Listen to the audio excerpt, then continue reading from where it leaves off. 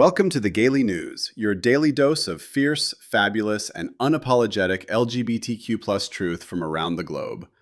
I'm Elliot Bright, and today is Saturday, July 10th. The community is out here turning headlines into high tea. Let's get into 5 stories that prove we're not just surviving, we're serving. Starting with the USA stories, because domestic drama never disappoints. Cleveland and Columbus are celebrating a legal victory for LGBTQ+ residents in a federal lawsuit against Trump policies. The win pushes back against overreach and gives communities breathing room to live authentically without federal interference. Because nothing says "Make America Great" like having to sue just to exist in peace, but at least the courts are occasionally doing their job. Next, because the GOP clown car never disappoints.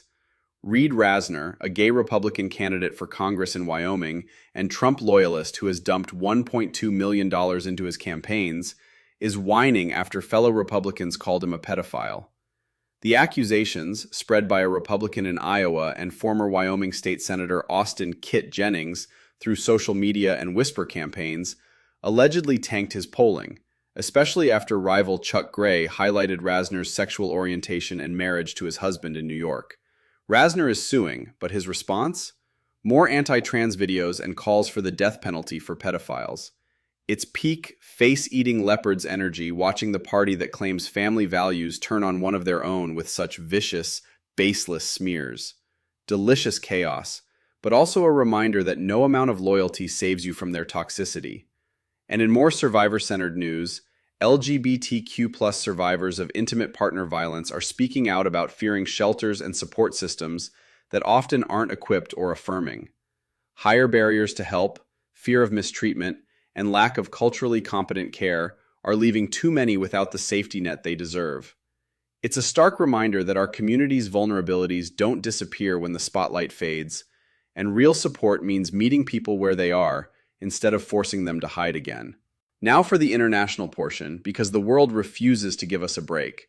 The UK Appeals Court has begun hearing over an activist's 10-year fight against Trinidad's gay sex ban. The case could decriminalize same-sex acts for millions and set a major precedent.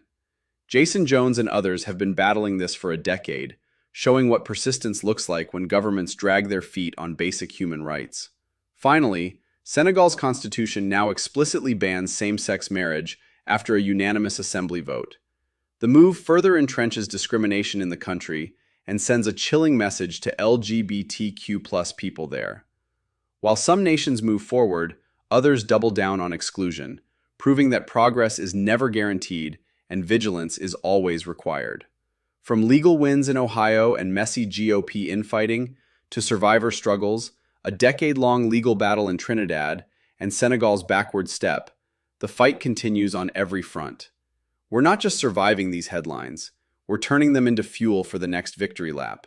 Thank you for tuning in to the Gaily News. Stay fierce, stay loud, and come back tomorrow for your next daily dose. This is Elliot Bright signing off. Now go make them uncomfortable.